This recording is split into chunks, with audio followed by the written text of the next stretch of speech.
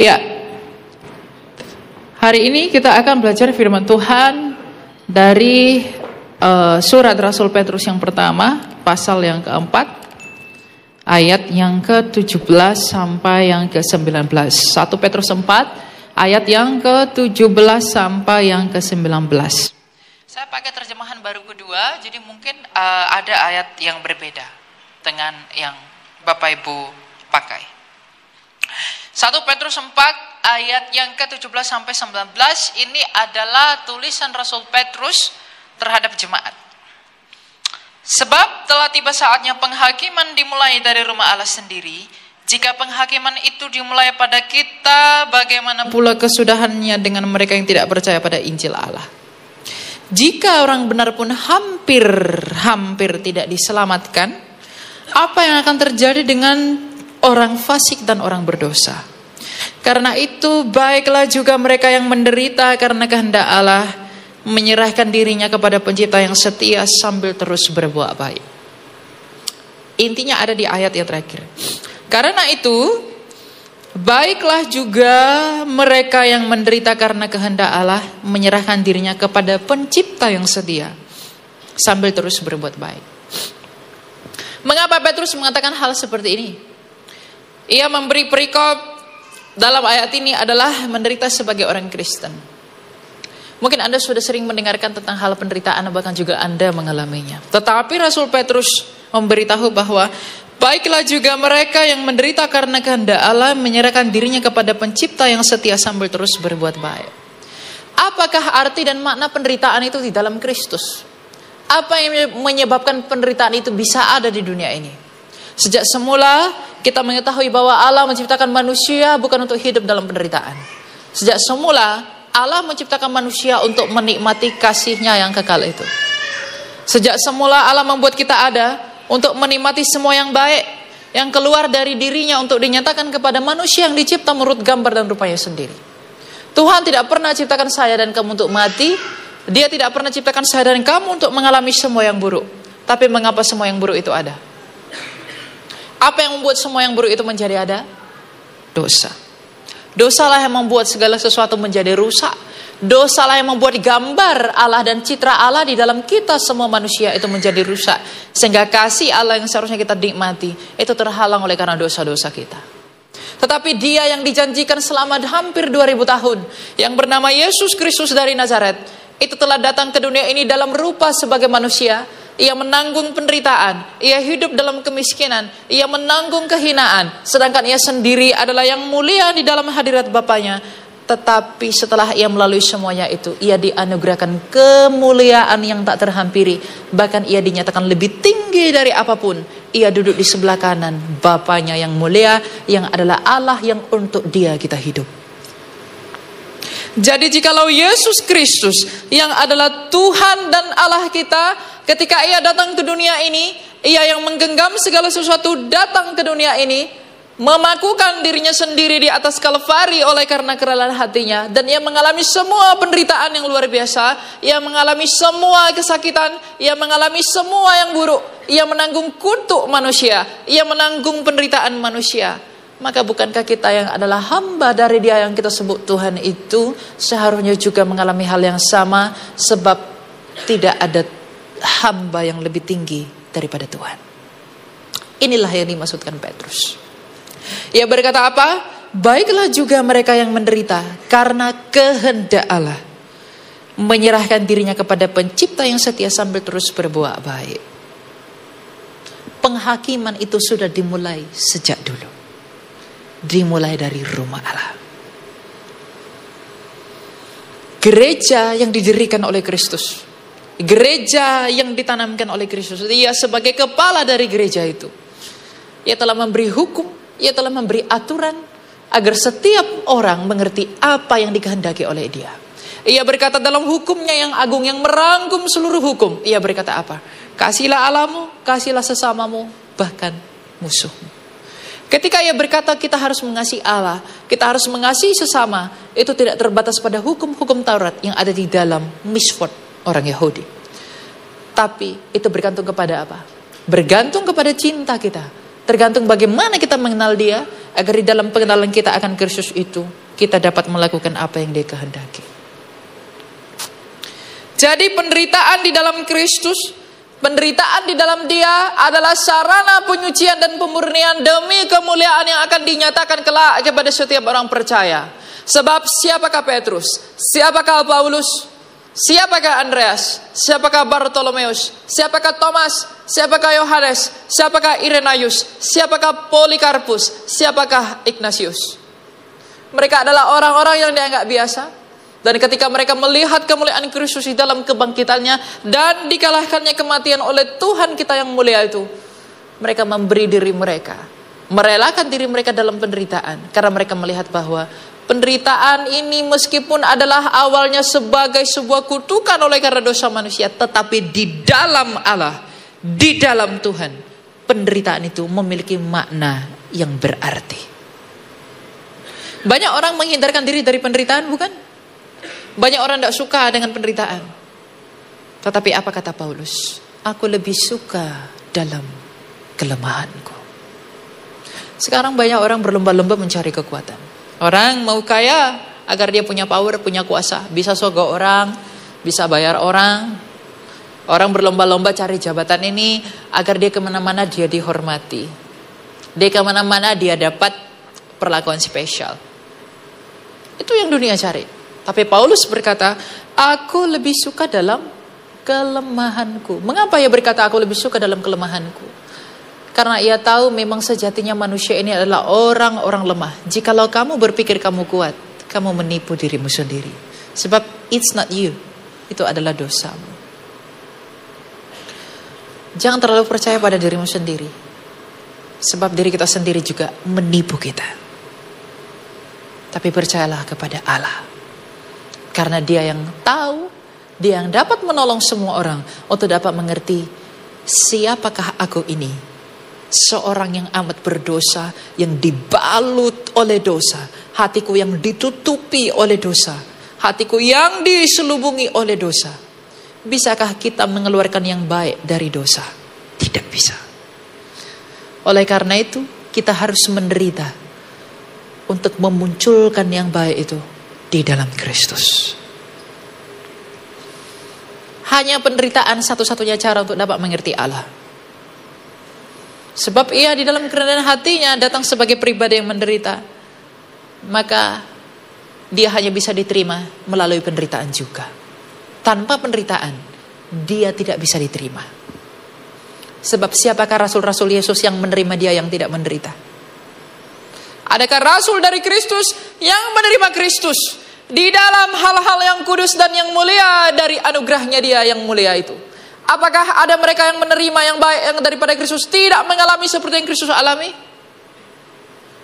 Tidak. Karena mereka melihat satu-satunya hal yang terpenting itu hanya ada di dalam Kristus. Apa yang manusia cari di dunia ini? Apa yang manusia inginkan dalam dunia ini? Apapun agama orang, apapun kepercayaanmu, dari suku manapun engkau mau dari orang Tionghoa, orang Batak, orang Nias, orang Jawa, orang Dayak, dari Amerika Latin, dari Amerika Utara, dari bangsa Eropa, dari bangsa Afrika, dari manapun dan dari perempuan manapun manusia itu dilahirkan, tujuannya hanya satu, mempertahankan hidup. Sehingga orang demi hidupnya berlomba-lomba cari uang banyak agar ia mengisi perut dan tetap hidup. Ia sekolah tinggi-tinggi, ia sekolah bagus ke luar negeri, agar dengan demikian ia dapat memperoleh uang yang lebih layak demi hidupnya yang lebih layak. Yang manusia inginkan itu hanya satu, hidup. Itu yang manusia cari. Anak muda berusaha cari banyak uang dengan cara bagaimanapun juga demi hidup. Ia mempertahankan dirinya mati-matian demi makanan untuk perut dan perut demi hidupmu. Hiduplah yang dicari manusia. Dan kalau yang dicari manusia adalah hidup, yang paling ditakuti adalah yang sebaliknya, kematian. Orang takut mati, sehingga ketika dia sakit, dia berusaha cari berbagai cara untuk menghindarkan dirinya dari kesakitan. Ketika dia sakit, dia memohon kepada Allah, ya Tuhan, aku ini sakit, tolong aku sembuhkan aku.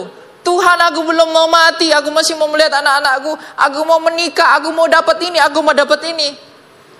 Orang takut sekali dengan kematian. Semua orang di dunia ini takut dengan kematian. Tapi kenapa para rasul rela mati demi Kristus?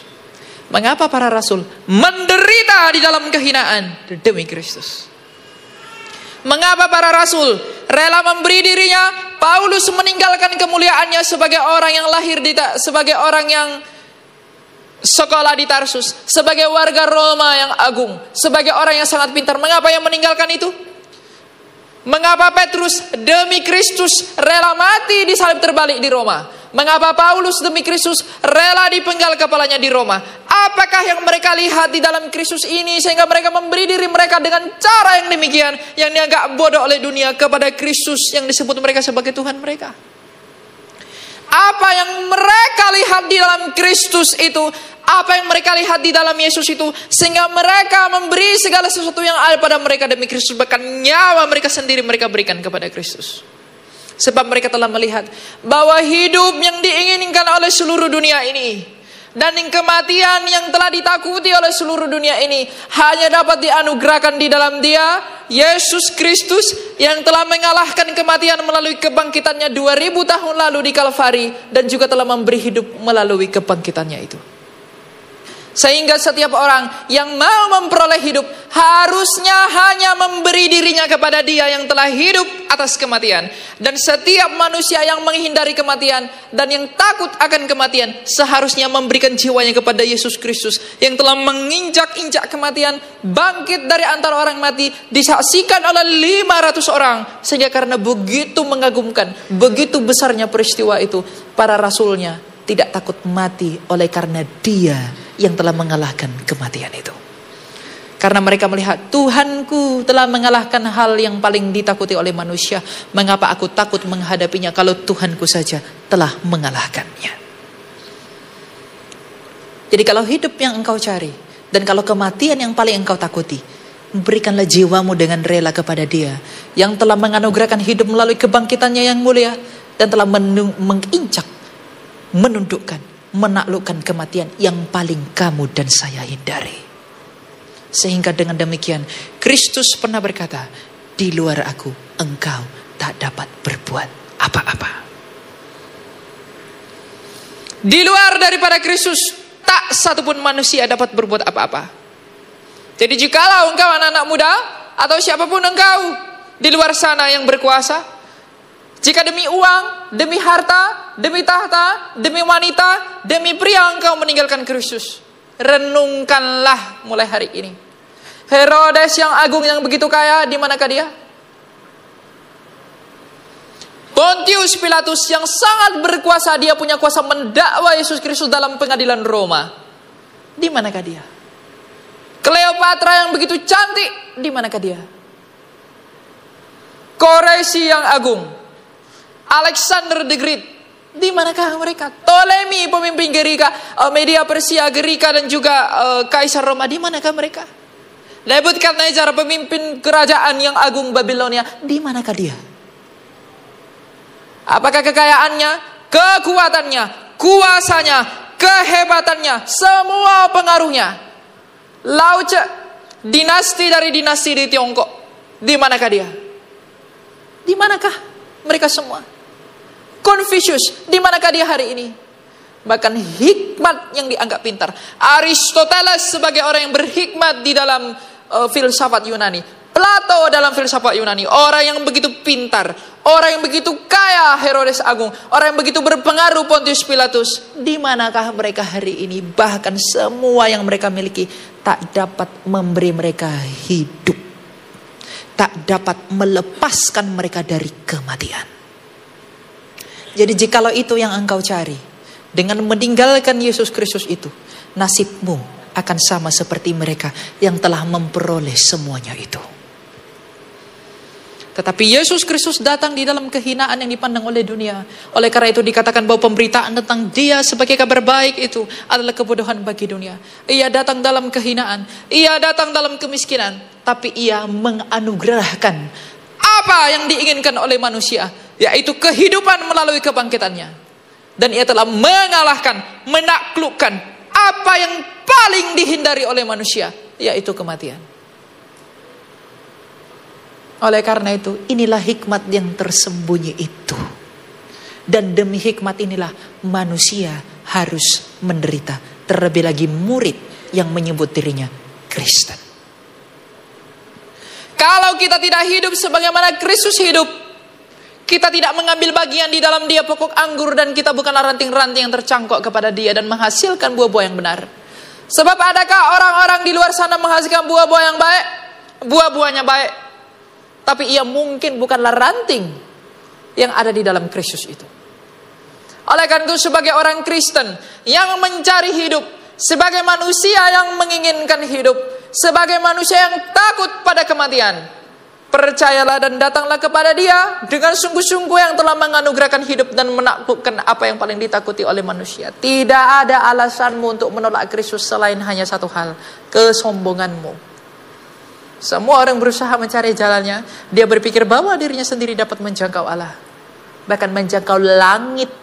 Di bawah langit pun manusia tak dapat melakukannya. Apalagi dia yang alam semesta ini hanyalah tumpuan kakinya. Tidak mungkin. Oleh karena itu ketika Petrus mengatakan, baiklah juga mereka yang menderita karena kehendak Allah. Ini adalah cara Allah mengizinkan umat yang percaya kepada Kristus agar bisa murni seperti Kristus itu murni dalam ketaatannya. Karena Kristus itu memang menderita. Dia dianggap terkutuk, dia dianggap hina, dia dianggap bodoh. Semua kebodohan itu diterima, semua kehinaan itu diterima, semua yang buruk diterima oleh dia. Tapi apakah hasilnya semua itu? Apakah semuanya itu mendatangkan maut? Apakah semuanya itu mendatangkan kehinaan yang selama-lamanya? Tidak. Tapi ia rela mengalami semuanya itu di dalam hidupnya 33 tahun itu. Ia menghadapi dan menerima dan menang semuanya itu. Tetapi pada akhirnya ia memperoleh kemuliaannya yang paling tinggi dari segala sesuatu yang pernah ada dari Bapanya. Oleh karena itu, jikalau kamu mau memperoleh kemuliaan itu kelak, bersatulah dan matilah bersama dengan Kristus itu melalui penderitaan, agar engkau dan saya dipermuliakan sebagaimana Dia telah dipermuliakan. Itulah yang kamu cari. Apa yang kamu cari di dunia ini? Kamu memperjuangkan hidupmu, kamu akan mati. Kamu tidak akan tetap bertahan lebih lama. Dunia ini membodoh-bodohimu. Ayolah bekerja saja. Carilah hidupmu, perjuangkan. Wong hidup selesai, mati sudah selesai juga. Kalau kamu mati, ya udah mati aja. Apakah kamu pikir kematian itu hanya sekedar kematian? Tidak punya arti lagi? Setelah tubuhmu, setelah kamu mati di bumi ini, yang mati itu hanya tubuhmu, rohmu belum. Nah, rohmu ini kemana tergantung apakah kita adalah milik Kristus atau kita adalah milik setan. Sebab Ibrani 2 berkata, iblis itu berkuasa atas maut. Kalau begitu, apa yang disebut dengan penderitaan itu dan bagaimana caranya menderita di dalam Kristus? Apa yang disebut penderitaan di dalam Tuhan? Apa yang disebut penderitaan di dalam Kristus itu? Penderitaan di dalam Kristus itu adalah melihat apa yang Kristus lihat, mendengar apa yang Kristus dengar, memberi mata kepada siapa Kristus memberi matanya, memberi pendengaran kepada siapa Kristus memberi pendengarannya, melangkah ke arah mana Dia melangkah, berjalan ke arah mana Dia berjalan. Jadi jikalau engkau sekarang dan pada hari-hari ini mengaku sebagai orang Kristen, kita mengaku sebagai orang yang mengikuti Dia, tetapi hidup kita tidak seperti apa yang Dia mau, hidup kita tidak seperti sebagaimana Dia hidup, apakah kita layak disebut sebagai murid? Sebab kalau Dia adalah guru kita, bukankah murid mengikuti apa yang dilakukan oleh gurunya? Paulus berkata kepada Timotius, engkau hidup seperti aku. Sebab Timotius adalah murid dari Paulus. Kalau kita adalah murid Kristus, bukankah kita seharusnya mengikuti apa yang Kristus lakukan? Apa yang Kristus lakukan? Apa yang Kristus suruh lakukan kepada kita? Kasih itu. Ketika engkau mengasihi di dalam Kristus, itulah cara manusia untuk menderita di dalam Dia. Dan kasih yang terbesar di dalam Kristus adalah mati demi dia. Memberi nyawa demi dia. Sebab ada tertulis, tak ada kasih yang lebih besar daripada seseorang yang memberikan nyawanya bagi sahabatnya. Tapi kita tidak dituntut oleh Tuhan untuk menjadi semuanya seperti itu. Meskipun keadaan yang akan datang ketika si jahat antikristus berkuasa akan menuntut kita melakukan hal yang sama. Tapi pada hari-hari yang terakhir ini, pada masa-masa yang sekarang ini, apa yang dituntut oleh Tuhan kepada kita? Marilah dengan roh yang rela, marilah dengan keberserahan diri, marilah dengan kesetiaan kepada Allah, marilah kita menjalani penderitaan yang Tuhan izinkan. Di dalam kesulitanmu, di dalam kesusahpayahanmu, di dalam semua masalah yang ada dalam hidupmu pada saat ini, marilah engkau menjalani itu dengan penuh sukacita, dengan pengharapan bahwa Allah mengizinkan segala sesuatu, Allah mengizinkan segala pencobaan, Allah mengizinkan segala ujian adalah dalam maksud yang baik untuk memurnikan imanmu demi kesetiaanmu, agar saya dan kamu layak menemui Dia di dalam kerajaannya. Sebab pemurnian iman melalui penderitaan itu adalah menunjukkan kemurnian kesetiaan kita. Apakah kita setia atau tidak kepada Dia? Sebab kehidupan yang kekal itu tak dapat kamu bayar dengan apapun. Kehidupan yang kekal itu hanya dapat kita bayarkan dengan kesetiaan kepada Dia untuk menjalani hidup seperti apa yang Dia mau. Hidup yang kekal itu tidak cukup dibayarkan dengan uangmu, sebab uangmu tak dapat membeli hidupmu di dunia ini pun tak mampu. Sebanyak apapun duitmu tak dapat menyelamatkanmu dari sakit penyakit yang telah menimpamu. Sebanyak apapun duit orang, itu tak dapat menyelamatkan dia dari kematian yang tiba-tiba merenggut nyawanya. Apalagi membeli hidup yang kekal bersama dengan Dia. Tapi Dia telah menyediakan sarananya untuk dapat menerima itu di dalam anugerah, untuk dapat menerima itu di dalam kemurahan hati Allah. Kita harus hidup sebagaimana yang Dia kehendaki di dalam anugerahnya yang mulia itu. Menderita. Maka menderitalah. Mana ada orang yang mau menderita? Mengapa sih para rasul itu rela menderita? Karena mereka melihat apa yang saya dan kamu belum lihat. Mereka mendengar apa yang saya dan kamu tidak dengar.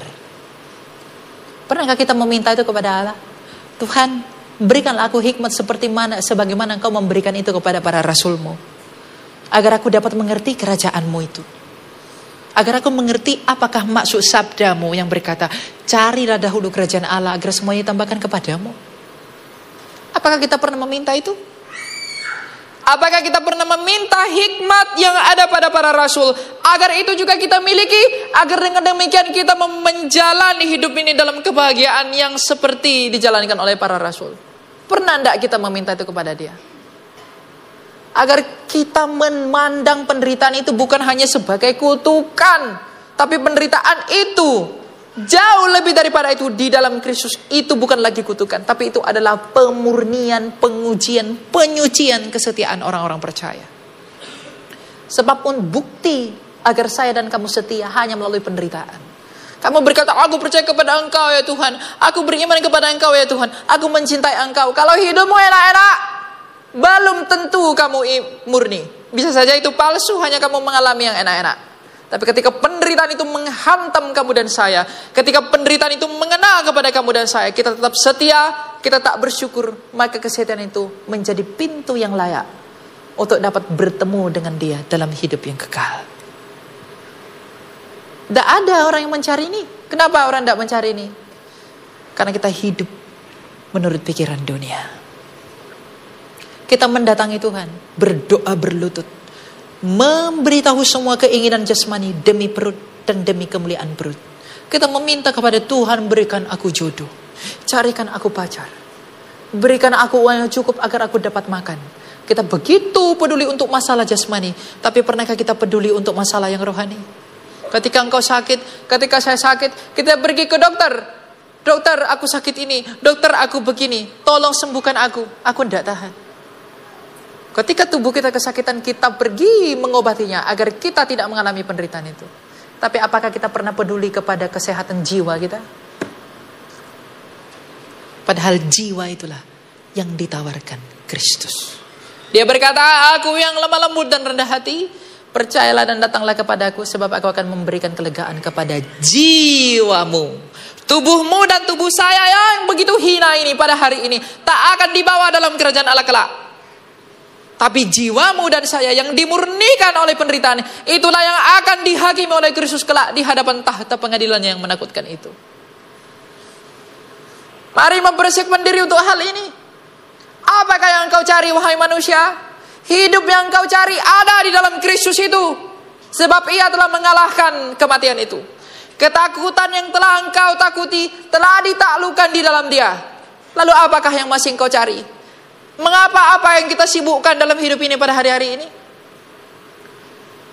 Apa yang kita pikirkan pada hari-hari ini? Sedangkan hidup yang kita mau sudah ada di dalam Kristus. Kematian yang telah kita takuti telah ditaklukkan dan diinjak oleh Kristus. Lalu apakah yang kita sibukkan hari-hari ini? Bukankah hidup itu yang kita cari? Kematian itu yang kita hindari? Bukankah itu telah diselesaikan oleh satu pribadi yang bernama Yesus Kristus ini? Mengapa kita tidak sibuk mencari pribadi ini? Siapa yang kita cari di dunia ini? Mengapa bukan pribadi ini yang kita cari hari-hari ini? Mengapa kita tidak memohon kepadanya, ya Engkau Yesus Kristus yang telah menganugerahkan hidup dan telah mengalahkan kematian. Aku ingin mencari Engkau. Aku ingin memohon kepada Engkau. Berikanlah aku hikmat sebagaimana Engkau telah memberikannya kepada setiap orang yang memohon. Sebab adakah yang lebih berharga daripada dia? Ada yang lebih berharga dari hidupmu? Sehingga engkau dan saya dengan berbagai cara kita berusaha mempertahankan hidup. Tapi itu pun akan sia-sia. Tidak akan pernah berguna. Itu akan sia-sia dan tidak akan pernah berarti. Ada yang lebih mahal, ada yang lebih berarti daripada dia? Tidak ada. Kita mungkin tidak rela mengatakan itu. Sebab apa? Kita masih hidup menurut daging, tidak menurut roh. Sebab orang, perkara-perkara roh hanya dapat dipahami oleh mereka yang hidup di dalam roh. Sulit bagi kita, sebab kita tidak melihat. Sulit bagi kita sebab kita tidak mendengar. Sulit bagi kita sebab kita tidak meraba dia. Tetapi para rasulnya telah melihat, telah meraba, telah mendengar. Kesaksian mereka telah menjadi hidup dan memberitakan siapakah pribadi Yesus Kristus itu. Dan itulah cara kita menderita. Mencari Kristus itu adalah penderitaan. Mengapa mencari Kristus adalah penderitaan? Sebab ia adalah pribadi yang menderita. Tapi di balik itu semua, kemuliaan yang begitu agung yang tidak terhampiri dinyatakan kepada mereka yang hidup dan berjalan sebagai mana Kristus berjalan. Dengan demikian ia berkata, jikalau engkau tidak memikul salibmu, engkau tidak layak bagiku. Nah, apakah Anda hari-hari ini sedang memikul salib? Apakah kita hari-hari ini sedang membawa salib Tuhan yang mulia? Memikul beban yang berat, memikul banyak hal yang berat. Apakah ketika semua hal yang berat itu kita protes kepada Allah atau berkata kepada Allah, apakah yang sedang engkau bentuk ya Tuhan di dalam diriku ini? Apakah yang sedang engkau bakar di dalam kehinaanku? Apakah yang sedang engkau bakar di dalam kemunafikanku? Apakah yang sedang engkau buang di dalam kebusukanku? Apakah yang sedang engkau bentuk di dalam tercerai-berainya bentukku yang tidak sesuai lagi dengan citramu? Apakah yang sedang engkau bersihkan dari semua yang kotor dalam diriku? Penderitaan itu Tuhan izinkan agar semua yang kotor, semua yang tidak berguna, semua yang tidak penting itu dibuang dari dalam diri kita, sehingga kita di dalam kemurnian bisa menghadap Allah di dalam pertemuannya yang kudus. Nah, kita tidak mengerti banyak tentang hal ini semua. Kita berfokus kepada hal-hal yang tidak penting. Kita berfokus kepada hal-hal yang sejahtera di dunia. Aku cukup beli rumah yang bagus. Aku cukup punya ini, punya itu, punya itu, punya itu, segala macam. Aku disanjung oleh dunia. Aku diberi valid oleh dunia. Dipandang baik oleh dunia. Kita berlomba-lomba untuk dipandang baik oleh dunia. Tapi kita tidak pernah berlomba-lomba untuk menyenangkan hati Allah. Hati sesama, hati orang tua berusaha kita senangkan dengan pencapaian-pencapaian kita. Aku telah lulus ini, aku telah memperoleh target segini, aku telah mendapatkan istri yang seperti ini, aku telah pejabat seperti ini, aku telah mendapatkan hal seperti ini. Kita berusaha memuaskan telinga manusia, tapi apakah kita pernah berjuang untuk menyenangkan hati Allah? Hidup bersama Allah tidak cukup tanpa tujuan untuk Allah itu sendiri. Jadi jikalau aku hidup bersama Allah tapi untuk tujuan dunia ini, tidak berguna itu tidak akan selamatkan kamu. Dan Allah tidak berkenan. Sebab Allah datang ke dunia ini menawarkan keselamatan bukan keuntungan untuk tujuan hidup kembali bersama dia. Oleh karena itu dalam 1 Korintus 8 Rasul Paulus berkata apa? Kita hanya punya satu Allah saja, yaitu Bapa, yang untuk dia kita hidup. Dan satu Tuhan, Yesus Kristus, yang oleh karena dia kita hidup. Oleh karena Yesus Kristus kita hidup, untuk hidup bagi Allah Bapa, bukan bagi dunia. Jadi kalau kamu mempergunakan Kristus untuk hidup bagi dunia, kamu salah mengenal Kristus. Kita salah mengenal dia. Tidak di dalam cara, tidak di dalam pengertian yang benar. Oleh karena itu mari berjuang untuk dapat mengerti hikmat yang benar dari Allah. Untuk hidup sebagaimana Petrus telah mengatakan hidupnya demi Kristus. Berjuang di dalam hal-hal yang benar di dalam Kristus. Karena dikatakan jika orang benar hampir-hampir tidak diselamatkan. Kalau orang benar saja hampir tidak diselamatkan, siapakah saya dan kamu orang yang sangat berdosa ini? Dengan pede mengatakan saya pasti selamat.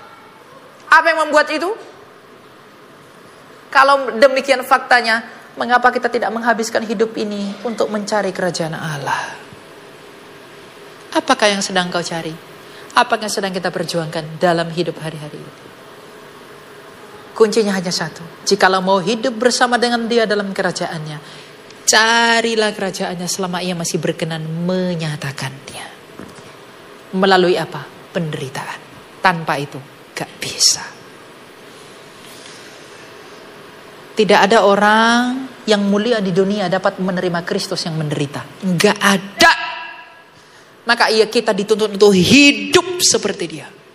Hidup seperti Kristus. Kita tidak hanya mau menerima kemuliaan dia ketika ia dimuliakan di sebelah kanan Bapaknya, tapi kita tidak mau menerima penderitaannya. Bukankah Ayub berkata, masa akan kita menerima yang baik tapi tidak menerima yang buruk? Sekalipun penderitaan itu bukan yang buruk buat kamu dan saya, tapi itu adalah hal yang baik dan anugerah untuk menyucikan, memurnikan saya dan kamu di dalam hal-hal yang kotor dalam diri kita. Jadi kalau hari ini Anda menderita, Anda bergumul, Anda punya masalah, Anda punya banyak sekali yang harus Anda hadapi, Anda punya banyak sekali hal-hal yang harus Anda tangani. Bersyukurlah kalau Allah mempercayakan itu kepadamu. Mungkin menurutmu saya tidak kuat, saya tidak mampu. Tapi kalau Tuhan izinkan itu, artinya dia percaya. Jangan hianati kepercayaan itu. Tapi memohonlah dan berdoalah kepada Tuhan. Aku bersyukur engkau menganugerahi ini kepadaku.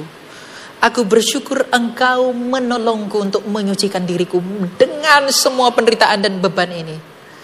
Maka dengan demikian kuatkanlah aku dalam pengharapanku untuk memperoleh kemuliaan yang akan kau nyatakan sebagaimana engkau telah mulia. Itu yang paling penting.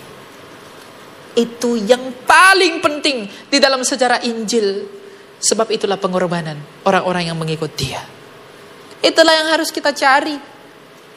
Jangan kamu mencari hal-hal dunia, topping-topping dunia yang tidak berguna ini. Apa ini semua? Apa yang kau bawa ke dalam peti matimu selain sehelai dari kainmu saja? Tidak ada. Jangan mau ditipu oleh dunia ini, anak-anak muda. Kita berlomba-lomba untuk ikut ini, ikut itu, ikut apa segala macam demi disanjung oleh dunia. Itu bodoh sekali. Itu tidak penting. Itu tidak pernah lebih penting daripada Kristus itu sendiri yang menghadirkan kerajaan itu dalam maksud menolong kita, menyelamatkan kita, melayakkan kita kembali agar dapat menikmati kasih-Nya yang tak dapat disediakan oleh dunia ini.